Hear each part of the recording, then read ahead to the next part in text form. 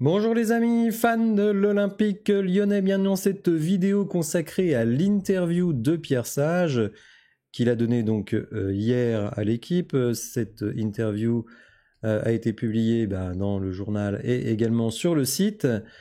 Il nous dit des choses très intéressantes et vous allez voir que certaines choses vont recouper ma vidéo sur l'analogie que j'avais fait avec le film Moneyball. Vous allez voir comment il a été remercié, ça ressemble beaucoup à une scène que je vous ai décrite du film.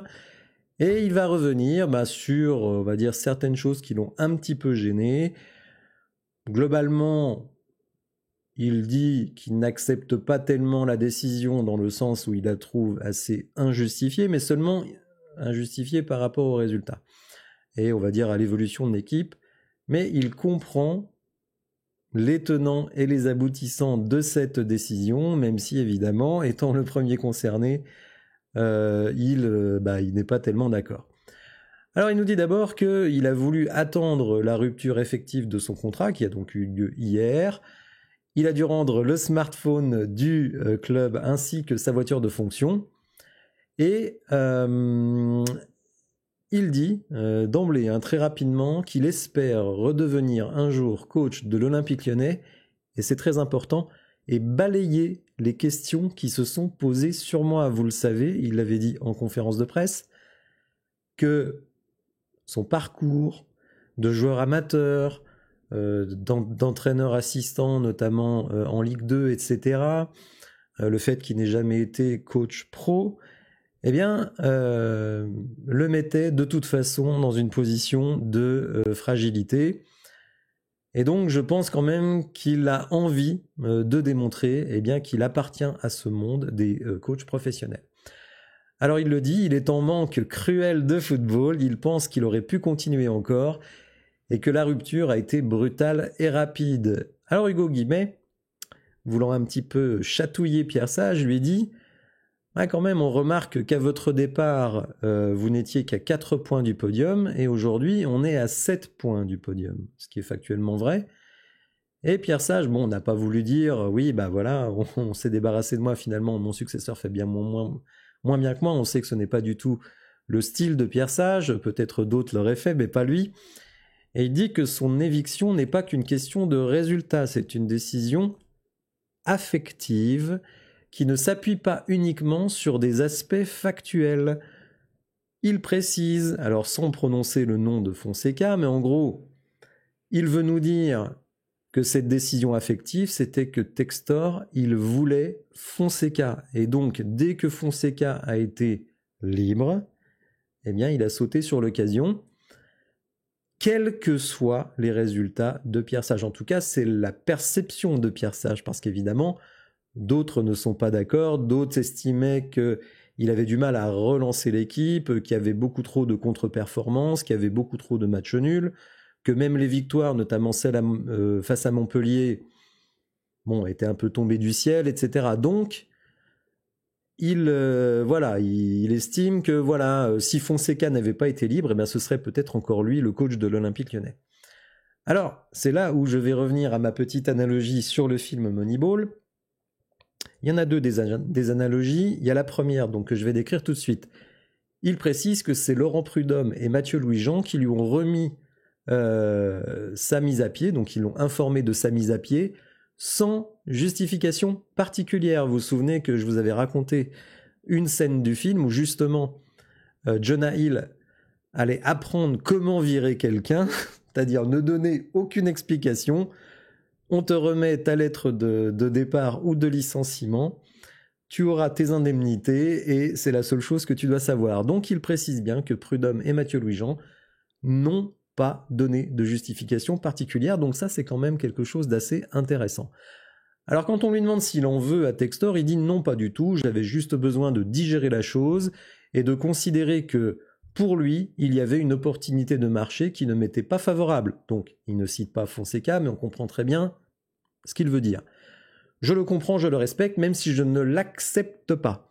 Après, il y a eu de la communication a posteriori. Et là, vous allez voir, il va également revenir sur quelque chose que j'avais dit, que je n'avais pas du tout aimé, et certains m'avaient dit dans les commentaires mais non, mais c'est une façon de parler, etc. Oui, mais il y a la façon de parler et la manière dont elle est reçue par les personnes. Et donc vous allez voir ce qu'il dit. Il dit donc, il y a eu de la communication a posteriori où Textor a dit que j'avais été un magicien. Je n'ai pas l'impression d'être Gérard Majax, je pense qu'il est possible de faire un exploit une fois, mais être capable de faire ce que l'on a fait l'an dernier sur une durée assez longue, avec une progression constante à la fois dans le jeu, dans les résultats, ce n'est pas de la magie, ce n'est pas le fruit du hasard, c'est le fruit du travail et de l'investissement qu'on a mis, le staff, les joueurs et moi, dans un projet commun. Donc vous voyez quand même que cette histoire de magie, j'avais appuyé dessus parce que je n'avais pas du tout aimé ce terme, et je me rends compte que Pierre Sage ne l'a pas aimé du tout. Effectivement, ce n'est pas de la magie, c'est du boulot, c'est beaucoup de boulot, c'est un projet commun, il a fallu mettre tout le monde dans ce projet commun et aller vers le même objectif.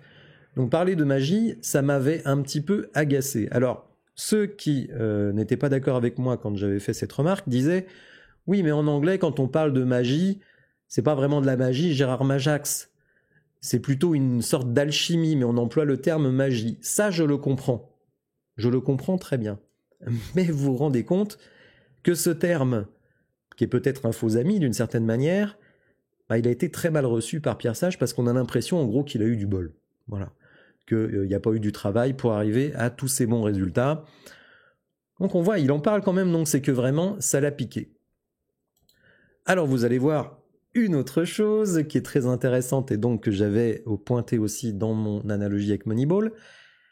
Pierre Sage estime avoir aussi joué son rôle d'entraîneur banquier. Vous le savez, John Textor, il dit un bon entraîneur, il doit non seulement faire jouer bien l'équipe, il doit non seulement faire jouer les meilleurs joueurs, mais il doit aussi penser à valoriser les joueurs dans un objectif de revente. Et donc, parmi les choses qui étaient reprochées à Pierre Sage, c'est qu'il ne faisait pas jouer un certain nombre de joueurs, donc notamment Tessman, Nuama jouait également moins. Et donc, comme je l'avais expliqué dans ma vidéo, eh ben ça, c'est quelque chose que Textor lui reprochait. Il a transféré tous les joueurs qui pouvaient gêner la progression de certains joueurs qu'il veut revendre, donc notamment Nuama, peut-être Tessman.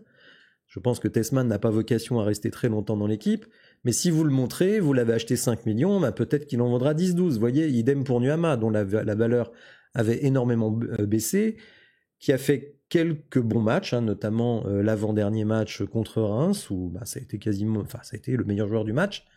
Donc évidemment, des prestations comme celle-là avec l'Olympique Lyonnais, bah, sa dernière valeur, elle était à 19-20 millions, bah, peut-être qu'elle va remonter à 24-25. Et donc, comme on l'a payé 28, on ne perdra pas tant de fric que ça. Donc vous voyez, Pierre Sage dit donc qu'il a joué ce rôle de banquier, notamment en valorisant Fofana, en valorisant Cherki, et il précise que bah, c'est quelque chose dont il a vraiment discuté avec John Textor, et John Textor, vraiment c'est quelque chose qui est très important pour lui, l'entraîneur doit valoriser les joueurs. Il reconnaît, et là il va contre quelque chose que je défends, il reconnaît l'influence du mercato sur certaines performances individuelles, puisqu'on lui a dit encore, voilà, vous avez vu le nombre de points pendant le mercato, 1 point pendant le mercato, 2 points hors mercato. Donc lui, il le dit, alors que bon, quand il était en fonction, il rejetait cet argument. Bon, après, moi, ce que je pense aussi, c'est que bah, finalement, ça l'arrange de se dire que les mauvais résultats du mois de janvier, quand il va aller pour un entretien d'embauche comme coach, il va dire, regardez, à Lyon, j'ai eu des mauvais résultats au mois d'août, au mois de janvier, c'est-à-dire sur les fins de mercato. Alors on pourra lui dire, ouais, mais vous en avez eu aussi des mauvais au mois de novembre, et là, il n'y avait pas de mercato.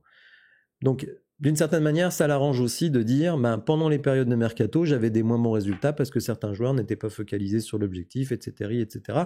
Bon, c'est un argument qui est peut-être vrai. Moi, je n'y crois pas. Je le dis sincèrement, je n'y crois pas. Parce qu'il y a eu d'autres périodes où on n'a pas bien joué, c'était pas en période de mercato.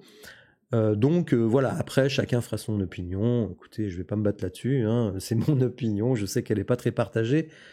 Mais en tout cas, moi, je reste sur mon idée. Alors, il dit qu'il a déjà refusé certaines offres qui ne correspondent pas à ce qu'il cherche. Alors, qu'est-ce qu'il cherche ? il dit quelque chose qui correspond à ce que je viens de vivre. Donc en gros, je pense, en tout cas c'est comme ça que je l'analyse, il veut un club d'un certain standing, d'un standing assez proche de celui de l'Olympique Lyonnais. Attention Pierre Sage, là je crois qu'il va pas falloir faire comme Laurent Blanc, refuser, rester sans job pendant 3-4 ans, et puis prendre des clubs un petit peu à contre-cœur. Donc attention à ne pas se voir trop beau. Par contre, ce qui est sûr, c'est qu'il ne se voyait pas revenir à l'académie. De son point de vue, il a été conforté et confirmé dans sa capacité à être un coach professionnel. Alors il nous révèle aussi quelque chose d'autre, qui va nous laisser pantois un petit peu sur l'honnêteté de certaines personnes, puisque vous savez, il a été viré donc après le match de Nantes.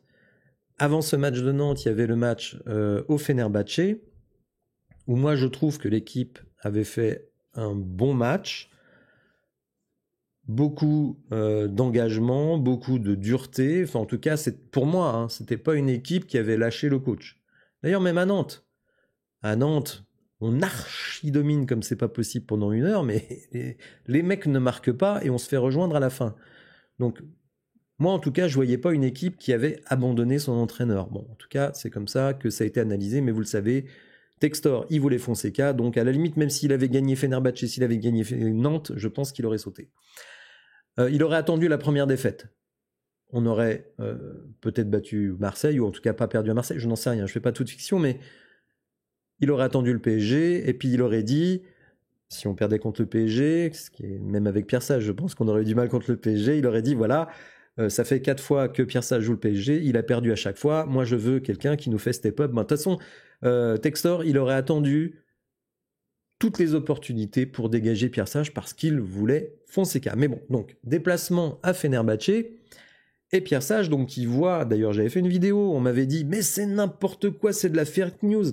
Même notre ami Daniel Riolo nous avait dit, ah là là, les rumeurs sur le départ de Pierre Sage, c'est orchestré par le Qatar et Nasser El Khelaifi pour déstabiliser l'Olympique Lyonnais. Bref, donc, dès ce déplacement à Fenerbahçe, on savait que Pierre Sage, il était sur un siège éjectable. Et donc, qu'est-ce qu'il fait? Et ça, on ne le savait pas. Il a convoqué une réunion avec Laurent Prudhomme et Mathieu Louis-Jean. Et il a voulu savoir s'il avait un ultimatum. Et ils lui ont dit que non, il n'y a pas d'ultimatum. 4 jours plus tard, il est viré. Donc il dit que il a dû réaliser qu'il y avait des enjeux personnels pour les dirigeants, en gros qu'ils n'assumaient pas grand-chose. Même si je n'accepte pas la décision, je la comprends et donc je la respecte. Vous voyez quand même que il respecte la décision, il a remercié Monsieur Textor pour lui avoir donné sa chance, etc. Mais son éviction, il l'a quand même là. Il l'a là, clairement. Et il est vengeur, il veut revenir.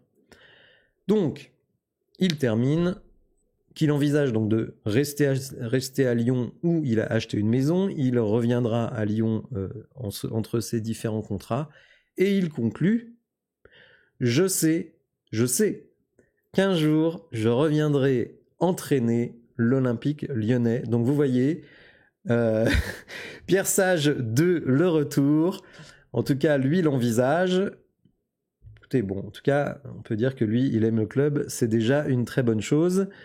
Voilà donc pour le débrief de cette interview de Pierre Sage. J'espère que cela vous aura intéressé, les amis. Si vous avez apprécié la vidéo, n'hésitez pas à la liker, à vous abonner à la chaîne, à activer les notifications. Et je vous dis à bientôt pour de nouvelles infos. Merci, au revoir.